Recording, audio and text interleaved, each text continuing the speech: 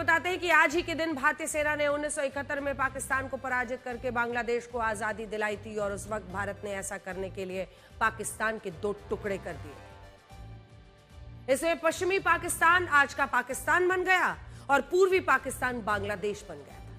लेकिन दुर्भाग्यपूर्ण यह है कि आज यही बांग्लादेश पाकिस्तान के साथ अपने रिश्ते सुधार रहा है। उसके कट्टरपंथी बांग्लादेश की भूमि को भारत के खिलाफ लॉन्च पैड की तरह इस्तेमाल करने की बात कह रहे हैं।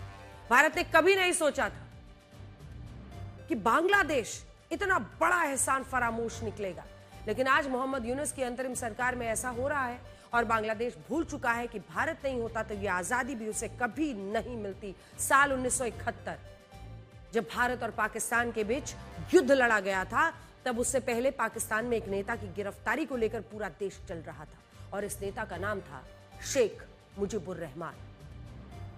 शेख मुजीबुर रहमान बांग्लादेश की पूर्व प्रधानमंत्री शेख हसीना के पिता थे और पाकिस्तान के विभाजन से पहले वो पूर्वी पाकिस्तान की सबसे बड़ी पार्टी आवामी लीग के अध्यक्ष चुने गए थे और उस दौरान पूर्वी पाकिस्तान को लेकर उनकी कुछ प्रमुख मांगे थी। वो पाकिस्तान में निष्पक्ष चुनाव कराने के लिए आंदोलन चला रहे थे और उनका यह भी कहना था कि पूर्वी पाकिस्तान की अपनी एक अलग करेंसी, एक अलग केंद्रीय बैंक, एक अलग सेना भी होनी चाहिए। इस बात से पाकिस्तान की सरकार इतना डर चुकी थी कि पाकिस्तान के तत्कालीन राष्ट्रपति जनरल अयूब खान ने शेख मुजीबुर रहमान की गिरफ्तारी के आदेश दे दिए। उनके खिलाफ देशद्रोह का मुकदमा दर्ज हो गया था। इस सब के बीच पाकिस्तान में जनरल अयूब खान की जगह जनरल याहिया खान वहां के राष्ट्रपति बन गए और उन्हें लगा कि शेख मुजीबुर रहमान पर देशद्रोह का आरोप है, इसलिए कुछ लोगों में भले उनके प्रति थोड़ी सी हमदर्दी हो, लेकिन वो चुनाव नहीं जीत पाएंगे। इसी उम्मीद में साल 1970 में पाकिस्तान ने आम चुनाव कराने का ऐलान किया और इन्हीं चुनावों ने पाकिस्तान के बंटवारे की नींव रखी। उस समय पाकिस्तान की नेशनल असेंबली में कुल 300 सीटें थी, जिनमें 138 सीटें पश्चिमी पाकिस्तान में थी, 162 सीटें पूर्वी पाकिस्तान यानी आज के बांग्लादेश में थी। और अब जब साल 1970 में आम चुनाव के नतीजे आए तो शेख मुजीबुर रहमान की आवामी लीग पूर्वी पाकिस्तान की 162 में से 160 सीटें जीत गई, 160 आउट ऑफ 162, जबकि जुल्फिकार अली भुट्टो की पाकिस्तान पीपल्स पार्टी पश्चिमी पाकिस्तान की 138 सीटों में से 88 सीटें जीत पाई। 138 में 88 और वहां पर मुजीबुर रहमान को मिली 162 में 160। कल्पना कीजिए, इस चुनावी नतीजे ने पाकिस्तान को आप देखिए कैसे फेर में डाल दिया। इस हिसाब से पाकिस्तान की 300 सीटों वाली नेशनल असेंबली में शेख मुजीबुर रहमान के पास बहुमत था, उन्हें पाकिस्तान का प्रधानमंत्री बनना था, लेकिन पाकिस्तान ने ऐसा होने नहीं दिया और वहां मार्शल लॉ लगाकर आम चुनाव के नतीजों को बेअसर कर दिया। फिर आइए इसके बाद 25 मार्च 1971 शेख मुजीबुर रहमान को फिर से गिरफ्तार कर लिया गया। हालांकि ये चुनाव इस बात का खुल्लम खुल्ला सबूत है कि पूर्वी पाकिस्तान के लोग आजादी के पक्ष में थे और इसीलिए गिरफ्तारी से पहले शेख मुजीबुर रहमान ने पूर्वी पाकिस्तान की स्वतंत्रता का ऐलान कर दिया था और इसके बाद 17 अप्रैल 1971 को बांग्लादेश की पहली अस्थायी सरकार का गठन भारत के कलकत्ता शहर में हुआ था, जिसे अब कोलकाता कहते हैं।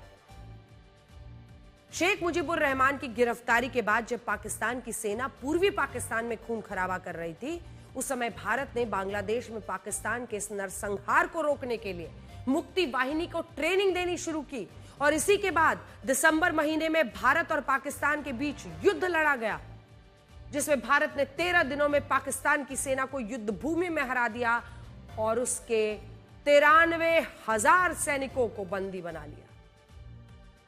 यह तस्वीर उस वक्त की है जब भारत की पूर्वी सेना के commanders lieutenant general Jagjit Singh Arora ने Pakistani commander lieutenant general Amir Abdullah Khan Niazi के नेतृत्व में पाकिस्तानी सैनिकों का आत्मसमर्पण कराया। पाकिस्तान झूठ बोलने में एक्सपर्ट है, लेकिन यह तस्वीर उसकी हकीकत है। 1939 से 1945 के बीच चले दूसरे विश्व युद्ध के बाद आज तक सिर्फ एक बार ऐसा हुआ है जब किसी देश ने युद्ध भूमि में दुश्मन देश के 93,000 सैनिकों 93,000 सैनिकों को बंदी बना लिया और वो देश भारत है। लेकिन आज आप बांग्लादेश को देखिए, जिसे कट्टरपंथियों ने हाईजैक कर लिया है और बांग्लादेश आज भारत को छोड़कर पाकिस्तान को सगा मान रहा है। आज ही के दिन बांग्लादेश की नेशनल सिटीजन पार्टी के नेता हसनत अब्दुल्ला ने भारत को गीदड़ भभकी दी है और यह कहा है कि बांग्लादेश उत्तर भारत के राज्यों को हमारे नक्शे से अलग कर सकता है। सोचिए, इतना एहसान फरामोश को कैसे हो सकता है? बांग्लादेश के ऐसे कट्टरपंथी नेता भारत को गीदड़ भभकी दे रहे हैं। तब मैं आपको बड़ी स्क्रीन पर यह दिखाना चाहती हूं कि 1971 के युद्ध के बाद अगर भारत चाहता तो वो उत्तर पूर्व में चिकन नेक कॉरिडोर को बड़ा कर सकता था, लेकिन भारत ने नैतिक मूल्यों को ऊपर रखा, अपनी सुरक्षा से ज्यादा बांग्लादेश की आजादी का सम्मान किया।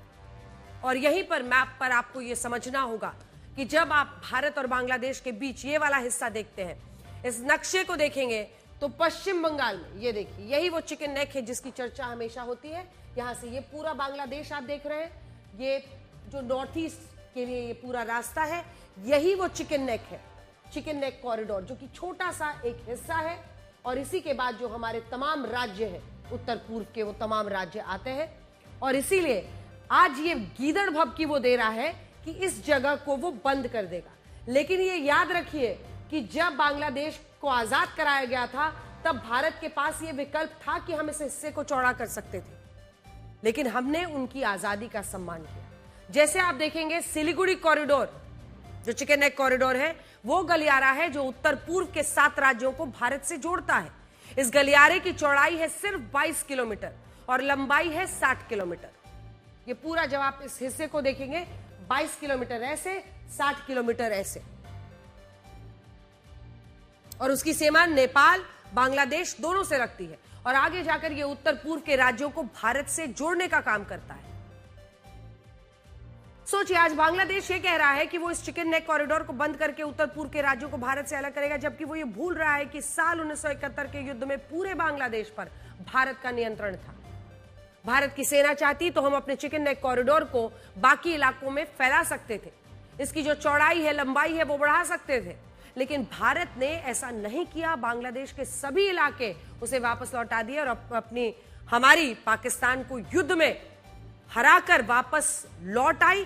और आज यही बांग्लादेश हमारे साथ ऐसी बात कर रहा है और यह एहसान फरामोशी दिखा रहा है, जिसको आज यहां पर दिखाना जरूरी था।